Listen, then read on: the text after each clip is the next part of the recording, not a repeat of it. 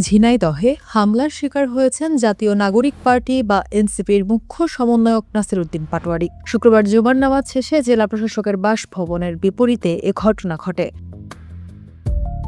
জানা গেছে, ঝিনাইদহ পৌর কালেক্টরের জামে মসজিদে নামাজ আদায়ের পর মসজিদ থেকে বের হচ্ছিলেন নাসিরউদ্দিন পাটোয়ারি। এ সময় ইসলামী বিশ্ববিদ্যালয় ছাত্রদলের আহ্বায়ক শাহেদ আহমেদ তার সঙ্গে কথা বলতে এগিয়ে যান। ঠিক তখনই পেছন থেকে একদল যুবক ডিম ইট পাটকেল নিক্ষেপ শুরু করে বলে প্রত্যক্ষদর্শীদের দাবি। হামলাকারীরা হকস্টিক দিয়েও আঘাত করে বলে অভিযোগ নাসিরউদ্দিন পাটোয়ারির। নিজের ভেরিফাইড ফেসবুক পোস্টে তিনি দাবি করেন, পুলিশের উপস্থিতিতেই ছাত্রদল ও যুবদলের নেতাকর্মীরা এই হামলা চালিয়েছে।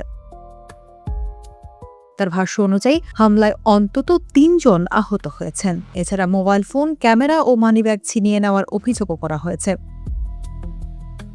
ঘটনার পর এনসিপির স্থানীয় নেতাকর্মীরা বিক্ষোভ মিছিল বের করেন। তারা স্বরাষ্ট্র ও আইনমন্ত্রীর পদত্যাগ দাবি করেন। বর্তমানে এলাকায় উত্তেজনা বিরাজ করছে। তবে এই ঘটনায় এখনও অভিযুক্তদের পক্ষ থেকে কোনো আনুষ্ঠানিক বক্তব্য পাওয়া যায়নি। পুলিশ জানিয়েছে, বিষয়টি তদন্ত করে দেখা হচ্ছে।